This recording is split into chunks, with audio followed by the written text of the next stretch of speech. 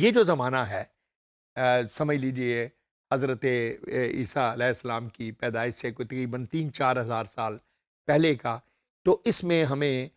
دنیا میں کچھ میجر تبدیلیاں ہوتی ہوئی نظر آتی ہیں۔ جیسے مصری تہذیب میں دیکھتے ہیں تو ایک فلم بھی آئی، اس پر بہت ساری فلمیں بنی ہیں،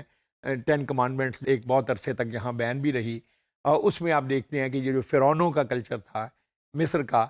پھر رومن کلچر جو ہے، اور اس کے ساتھ ساتھ چائنیز تہذیب، تو ان ساری چیزوں میں جو دیکھنے والی بات ہے وہ یہ ہے کہ انسان نے کس طرح سے عمارتیں بنانے کا فن جو ہے وہ سیکھا۔ یہ آرکیٹیکچر جو ہے، اتنے بڑے بڑے ستون،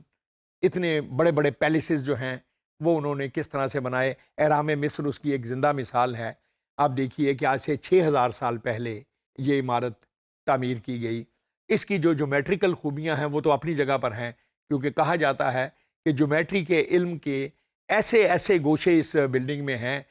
جو آج بھی بہت سارے جو میتھمیٹیشین ہیں جو یا اس کے جو ماہر ہیں ان کو ورطہ حیرت میں ڈال دیتے ہیں۔ لیکن اس سے بھی زیادہ جو حیرت انگیز بات ہے وہ یہ ہے کہ یہ پتھر جو اس میں استعمال، یہ 480 فٹ بلند بلڈنگ ہے، اور اس میں جو پتھر استعمال کیے گئے ہیں یہ تقریباً 40-40 من کا ایک پتھر ہے۔ اب آپ اندازہ کیجئے کہ آج سے 6 ہزار سال پہلے جب کوئی کرین نہیں ہوتی تھی، سوائے جسمانی طاقت کے کوئی اور طریقہ نہیں تھا، تو رسوں سے باندھ کر اپنے بازوؤں کے زور پر ان پتھروں کو کس طرح سے اتنی اوپر لے جا کے وہ لگایا جاتا تھا۔ اور حیرت کی بات اس میں یہ بھی ہے کہ جو پتھر اہرام مصر میں استعمال ہوئے ہیں ان کا جو نیرسٹ سورس ہے وہ کوئی 400 میل دور ہے۔ تو 400 میل دور سے یہ پتھر کاٹے جاتے تھے، بنائے جاتے تھے، گھسیٹے جاتے تھے، لائے جاتے تھے، پھر ان کو تو اس سے پتہ چلتا ہے کہ جو پرانے وقتوں کا انسان تھا وہ کس طرح سے اپنے ارد گرد پھیلی ہوئی دنیا پر غور کرتا تھا اور ان سے اپنے وسائل تلاش کرتا تھا، ستاروں کو دیکھتا تھا، ان کے بارے میں سوچتا تھا۔ جو موسم بدلتے ہیں، جیسا کہ ہمارے قرآن مجید میں بار بار ہے کہ یہ سب نشانیاں انسان کے لیے دنیا میں پیدا کی گئی ہیں، زمین و آسمان میں پھیلائی گئی ہیں، تاکہ وہ ان پر غور کرے، ان کے پرنسپلز کو سمجھنے کی کوشش کرے اور پھر ان کو اپنی بہتری کے لیے استعمال کیجیے۔ آج ہم یہ جو کیمرے کی سامنے بیٹھے ہیں، جس روشنیوں میں بیٹھے ہیں، آپ یہ دیکھیے کہ آج سے صرف 200 سال پیچھے چلے جائیے تو ان میں سے کسی چیز کا وجود آپ کو نہیں ملے گا۔ کینڈل لائٹس ہوتی تھی یا تیل سے لوگ دیے جلاتے تھے وغیرہ وغیرہ، اسی طرح سے روشنیاں جو ہیں وہ کی جاتی ہوں گی۔ تو آرکیٹیکچر کا فن جو ہے یہ ہمیں سب سے پہلے اور سب سے زیادہ ڈومینیٹ کرتا نظر آتا ہے۔ اس کو آپ جیسے فال آف دی رومن امپائر ہے، اس میں جولیس سیزر کے بارے میں جو اور بنائی گئی فلمیں، یا جیسے میں نے آپ سے کہا جو چائنیز یا ایجپشین ہسٹری پر جو چیزیں بنائی گئیں، تو اس میں ان عمارتوں کو بہت تفصیل سے دکھایا گیا ہے، اور اس سے اندازہ ہوتا ہے کہ کس طرح انسان نے اپنی دماغی قوتوں سے کام لیتے ہوئے وہ میٹیریل جو زمین پر مختلف شکلوں میں موجود تھا اس کو یوز کرنا سیکھا، اور پھر ہوتے ہوتے ہم اگلے زمانوں تک آنا شروع ہوئے۔ تو دنیا کے مختلف حصوں میں اور خصوصاً ایشیا میں یہ جو ہمارا بر اعظم ہے، اس میں کس طرح سے انسانی آبادیاں زیادہ ہوئی ہیں۔ پھر ہم نے یہ دیکھا کہ انسانوں کو اپنی مدد کے لیے جو سب سے پہلی سپورٹ ملی وہ جانوروں سے ملی۔ جانور اس کے لیے دودھ دیتے تھے، جانور اس کے لیے گوشت، پروٹینز جو ہیں وہ اس کا سامان بنتے تھے، جانور اس کے ساتھ کھیتی باڑی میں اس کی مدد کرتے تھے۔ تو آپ دیکھیں گے کہ پرانی جتنی کہانیاں ہیں ان میں جانور کا اور انسان کا رشتہ بہت قریبی ہے۔ اب یہ رشتہ جو ہے یہ مشین نے لے لیا ہے۔ آج جو کام ہم مشینوں سے لیتے ہیں، ہم پرانا انسان جو ہے شاید وہی کام جو ہے وہ لیا کرتا تھا ان جانوروں اور جانداروں سے۔ اور پھر نیچر کے ساتھ، چونکہ وہ نیچر سے بہت قریب تھا، آج ہم نے ہر چیز کو جو ہے نیچر کی، اس کو آپ کہہ لیجئے کہ اس طرح سے ایک فیبریکیٹ کیا ہے، ایک ایسی اس کی شکلیں بنا لی ہیں کہ اب جو اوریجنل میٹر یا میٹیریل تھا وہ بہت سارے سنتھیٹک پروسیس سے گزرتے ہوئے نئی نئی شکلوں میں آ گیا ہے، لیکن پرانے زمانے کا انسان جو ہے اس کا نیچر سے ایک براہ راست رابطہ تھا۔ ایک بڑی دلچسپ بات ہے، شیخ سعدی نے ایک عقائد میں لکھا ہے کہ ایک بوڑھا آدمی ایک درخت زمین میں لگا رہا تھا، پودا لگا رہا تھا، تو ایک آدمی اس کے قریب سے گزرا، ینگ سا لڑکا تھا، تو اس نے اس کو کہا کہ بابا جی یہ آپ کون سا لگا رہے ہیں پیڑ؟ تو اس نے کہا جی میں فلاں پھل کا پیڑ لگا رہا ہوں۔ اس نے کہا کہ یہ تو بڑا دیر سے پھل دیتا ہے، 5 6 7 سال بعد اس میں پھل آتا ہے، تم بوڑھے آدمی ہو، پتہ نہیں کب تک زندہ رہو گے، تو تم کوئی ایسا درخت کیوں نہیں لگاتے جس کا پھل جلدی آئے تاکہ تم بھی وہ پھل کھا سکو؟ تو اس بوڑھے نے ایک بڑا عجیب جواب دیا، اور میں سمجھتا ہوں کہ وہ ایک ایسا جواب ہے جو ہر لکھنے والے کے لیے، ہر سوچنے والے کے لیے ایک بہت ہی کام کی بات ہے۔ اس بوڑھے نے کہا کہ دیکھو، آج تک میں زندگی میں جن درختوں کے پھل کھاتا آیا ہوں اور جن کی چھاؤں میں بیٹھتا آیا ہوں، یہ میں نے تو نہیں لگائے ہوئے تھے، یہ کسی اور نے لگائے ہوئے تھے۔ تو یہ جو کنٹینیوٹی ہے انسانی عمل میں، جو تسلسل ہے کہ ہم بہت سے کام جو ہیں وہ دوسروں کے لیے کرتے ہیں تاکہ دوسرے اس کو رسپونڈ کرتے ہیں۔ آج مطلب اس کی ماڈرن شکل دیکھ لیجئے، ایک اس کی مثال اگر میں آپ کو کرکٹ سے دوں، کہ آپ دیکھتے ہیں کہ کرکٹ میں ایک آدمی جس کے ہاتھ میں بیٹ ہے اور جو فیس کر رہا ہے بالر کو، وہ ہٹ کرتا ہے اور بھاگنا شروع کرتا ہے اپنا سکور بنانے کے لیے، لیکن اس کے ساتھ ایک دوسرا آدمی ہے جو دوسری طرف سے بھاگ کر اس سکور کو مکمل کرتا ہے۔ اب یہ جو دوسرا آدمی ہے، یہ بنیادی طور پر اس آدمی کے لیے کھیل رہا ہے، رنز اس کی بن رہی ہے، دوڑ یہ رہا ہے۔ یہ جو انسانوں میں آپ کہہ لیجئے ایک طرح کا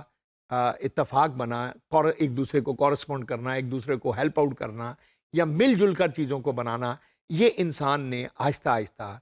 ایک سماج میں یا جب وہ ایک معاشرے کی شکل میں تبدیل ہونا شروع ہوا تو وہ چیز اس نے سیکھی۔ اب ہمارا جو موضوع ہے ڈرامہ، اگر آپ دیکھیں تو جوں جوں انسان انڈیویجول سے اور جاندار سے ایک سوچنے والا ہیومن بینگ جو ہے وہ بنا، ڈاروین صاحب تو بڑی طرح طرح کی باتیں کہتے ہیں کہ انسان جو ہے وہ پہلے چوپایا ہوتا تھا، پھر وقت کے ساتھ ساتھ وہ اریکٹ ہو کے کھڑا ہونا شروع کیا اور پھر اس کی دم بھی جھڑ گئی وغیرہ وغیرہ۔ یہ سب ہمارا موضوع نہیں ہے، لیکن ہم یہ ضرور دیکھتے ہیں کہ کس طرح سے انسانی معاشروں میں لوگ ایک دوسرے سے انٹریکٹ کرنا شروع کرتے ہیں، اور ان میں وہی بنیادی جذبے جن کا ہم نے شروع میں ذکر کیا، ان کا ظہور ہمیں ان کہانیوں میں آہستہ آہستہ نظر آنا شروع ہوتا ہے۔ اور یہی جو پرانی کہانیاں ہیں، ان میں ایک ایلیمنٹ ہمیں ہمیشہ یاد رکھنا چاہیے، چونکہ اس زمانے کے انسان کا ذہن جو ہے وہ ایک محدود حد سے آگے نہ دیکھ سکتا تھا نہ سوچ سکتا تھا، اس لیے جتنے بھی وہ اس کے فیصلے ہوتے تھے یا جو بھی وہ سٹرکچر بناتا تھا معاشرے کا، وہ اس محدود علاقے کے حوالے سے ہوتا تھا۔ اسی لیے آپ دیکھتے ہیں کہ جو پہاڑوں میں رہنے والے لوگ ہیں، ان کا کلچر آج بھی شہروں میں رہنے والوں سے یا ڈیزرٹ میں رہنے والے لوگوں سے بہت حد تک مختلف ہے۔ تو یہ پیچھے سے چلتی چلی آ رہی ہے، ایک لہر سی کہہ دیجئے، کہ انسانوں کا جو باہمی انٹریکشن ہے اس کا بہت سارا تعلق اس جیوگرافی سے اور اس ہسٹورک پیریڈ سے بھی ہے جس میں سے وہ لوگ گزر رہے ہوتے ہیں۔ تو یہ جو کہانیاں ہمیں ملیں گی، ان میں انسانی جذبے جو ہیں وہ کس طرح سے کام کرنے لگے۔ جیسے میں نے آپ سے پہلے کہا کہ جو چیزیں انسان کی سمجھ میں نہیں آتی تھی، اب یہ ایک بڑا دلچسپ سوال ہے کہ کیا وہ چیز جس کا ہمیں پتہ نہیں ہے اس کے بارے میں ہم یہ بھی کہہ سکتے ہیں کہ وہ موجود نہیں؟ اب یہ ایک بڑی دلچسپ بحث ہے کہ کسی چیز کا علم نہ ہونا اور کسی چیز کا موجود نہ ہونا، یہ دو الگ الگ باتیں ہیں۔ مثال کے طور پر امریکہ جو ہے بر اعظم، یہ شاید اس زمین کی پیدائش کے ساتھ ہی اسی شکل میں یا کسی بدلی ہوئی شکل میں موجود تھا، لیکن کولمبس نے آ کر، ویسے تو کہتے ہیں کہ اس سے پہلے کچھ عرب سیاح بھی وہاں پہنچ گئے تھے، لیکن آ کر آج سے 500 600 سال پہلے یہ علاقہ ڈسکور ہوا، مگر یہ ڈسکور ہوا، موجود تو اس سے پہلے تھا۔ تو اسی طرح سے بہت ساری بیماریوں کے علاج جو ہیں، وہ علاج تو موجود تھے بیماری سے پہلے، لیکن ان تک ہماری رسائی نہیں تھی۔ میں سے جیسے ڈائبٹیز کو آپ دیکھتے ہیں کہ یہ بتایا جاتا ہے کہ جو اینتھروپالوجی کے ماہرین ہیں وہ یہ کہتے ہیں کہ یہ سب سے قدیم ترین بیماری ہے جس کا سراغ جو ہے 8 9 10 ہزار سال انسانی تاریخ میں ملتا ہے، لیکن ہم نے 1922 میں جا کر، یعنی آج سے سمجھ لیجئے تقریباً 100 برس بھی پورے نہیں ہوئے، اس کا علاج جو ہے انسولین جو ہے یہ ایجاد ہوئی۔ تو اسی طرح سے جب ہم پرانے زمانے کی کہانیوں کو دیکھتے ہیں تو آج کی نسل میں بہت سارے لوگ جو ہیں وہ ان باتوں پر ہنسنا شروع کر دیتے ہیں اور اس بات پر ہنستے ہیں کہ اچھا ان لوگوں کو یہ بھی پتہ نہیں تھا۔ لیکن ہمیں یہ یاد رکھنا چاہیے اور ان ہنسنے والوں کو بھی یہ یاد رکھنا چاہیے کہ آئندہ 100 برس کے بعد اس دنیا میں جو لوگ ہوں گے ممکن ہے وہ ہم پر اسی طرح سے ہنسے جیسے ہم پرانے لوگوں پر ہنس رہے ہیں۔ عین ممکن ہے کہ اس وقت مریخ تک شٹل ٹرین کوئی ٹائپ شٹل جہاز چل رہا ہو اور لوگ جو ہے مریخ کی ٹکٹیں لے کر آتے جاتے ہوں۔ آج ہمارے لیے یہ بات ناقابل تصور اور عجوبہ ہے، مگر اگر آپ غور کیجئے تو پرانے زمانے کی کہانیوں میں یہ جو اڑن قالین ہوتا تھا یہ کیا ہے؟ یہ وہی ہے جس کو آپ آج نے عقل کے ساتھ یا ٹیکنالوجی کے ساتھ آپ نے ہوائی جہاز کی شکل دی ہے۔ کانسیپٹ اس کا وہی ہے۔ پرانے وقت میں جب انسان فاصلہ طے کرنا چاہتا تھا تیزی سے تو سوائے گدھے اور گھوڑے کے اس کے پاس کوئی سواری نہیں ہوتی تھی جو دن میں فرض کیجئے 40 میل 25 میل 30 میل جا سکتا تھا۔ اب جانا وہ چاہتا ہے 2000 میل دور ایک دوسری دنیا میں دوسرے علاقے میں، تو کیا کرے؟ تو پھر اس انسان نے اپنی تصور سے کام لیتے ہوئے اس کی جگہ ایک اڑن قالین بنا لیا۔ پھر اس نے جن پیدا کیے، دیو پیدا کیے، ایسی مخلوقات جو کہ کسی طرح سے قابو میں آ جاتی ہیں۔ کسی کو چراغ کے اندر الادین کا چراغ میں ڈال دیا، کوئی انگوٹھی رگڑو اس میں ڈال دیا، پھر کوئی ایک پیالہ سا ہے جس میں ایک جادوگر جو ہے وہ آپ کو چین کے ملک کے حالات دکھانے شروع کرتا ہے کہ وہ جو ہیروئن ہے ہماری شہزادی جس کو چین کا ایک جادوگر اٹھا کے لے گیا ہوا ہے اس کو ہیرو دیکھنا چاہتا ہے، تو وہ اس کو ایک جادو کے پیالے میں وہ منظر دکھا دیتا ہے۔ آج اگر ہم غور کریں تو یہ جو ٹی وی سکرین جس کو آپ دیکھ رہے ہیں اس پر 12,000 میل دور کہہ لیجئے یا 12,000 کلومیٹر دور ایک فٹ بال کا میچ امریکہ میں ہو رہا ہے۔ جس وقت کسی کھلاڑی کا پاؤں اس فٹ بال کو ٹچ کر رہا ہے این اسی وقت آپ اس کو دیکھ رہے ہیں، تو کیا یہ اسی کی آگے کی ترقی یافتہ شکل نہیں ہے؟ کیونکہ اس وقت وہ چیز تصور سے دیکھی جا رہی تھی، اس میں ایک فینٹیسی کا ایلیمنٹ تھا۔ آج کی دنیا میں جب ہم دیکھتے ہیں تو ہمارے پاس اس کا ایک ٹیکنالوجی یا سائنس کی زبان میں اس کا ایک جواب ہے۔ اواتار ایک فلم جیمز کیمرون کی آئی وہ آپ نے دیکھی۔ اب اگر آپ غور کیجئے تو جو پرانی داستانیں ہیں رامائن مہابھارت میں آپ نے دیکھی یا داستان امیر حمزہ کو فلم بند کیا جائے تو ان کہانیوں میں اور اس کہانی میں کوالٹیٹیو فرق کیا ہے؟ اب یقین رکھیے کہ ان میں سوائے ٹیکنالوجی کے کوئی فرق نہیں۔ پرانے زمانے کا انسان جو تھا وہ جو فینٹیسی اس کی تھی، جو چشم تصور اس کی تھی، اس میں وہ پیچھے کی طرف دیکھتا تھا کہ پیچھے کیا کیا چیزیں لوگوں نے اپنے ذہن سے سوچ کر حل نکالے ہیں۔ آج ہم جب کمپیوٹر کی دنیا میں یا کمپیوٹر کی مدد سے انہی چیزوں کو سمجھنے کی کوشش کرتے ہیں تو بنیادی طور پر جو کانٹینٹ ہمارا ہے آپ دیکھیے کہ اس میں کوئی معیاری یعنی کوالٹیٹیو چینج نہیں آئی ہے۔ جو بھی تبدیلی آئی ہے وہ مقداری سطح پر ایکسپریشن کی پریزنٹیشن کی سطح پر آئی ہے۔ تو یہ چیزیں جو ہیں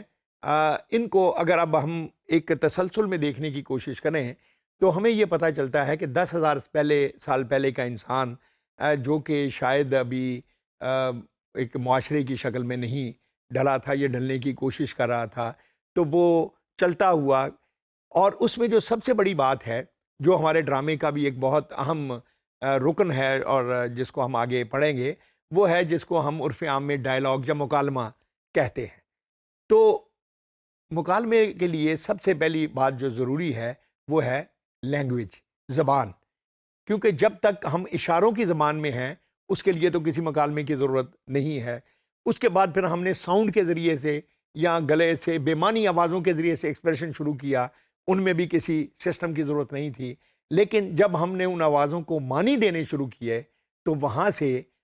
زبانیں جو ہیں ان کا فروغ ہونا شروع ہوا یا وہ ڈیولپ ہونا شروع ہوئیں۔ تو ہم یہ دیکھتے ہیں کہ زبان جو ہے، اور آپ نے یہ دیکھا کہا یہ جاتا ہے کہ دنیا میں غالباً کوئی 6,000 کے قریب زبانیں جو ہیں وہ